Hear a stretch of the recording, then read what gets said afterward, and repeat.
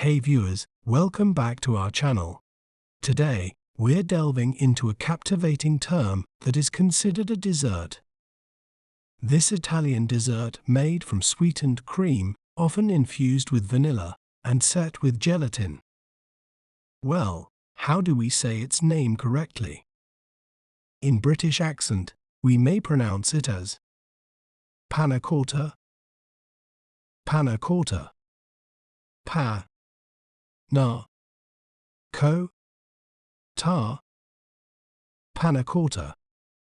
While in American accent, we may pronounce it as Panna Cotta, Panna Cotta, Panna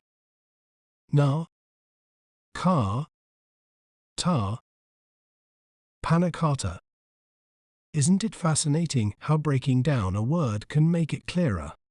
If you enjoyed learning about Panna Cotta, be sure to subscribe to our channel for more educational content. Thanks for watching. Remember, knowledge is power. See you next time.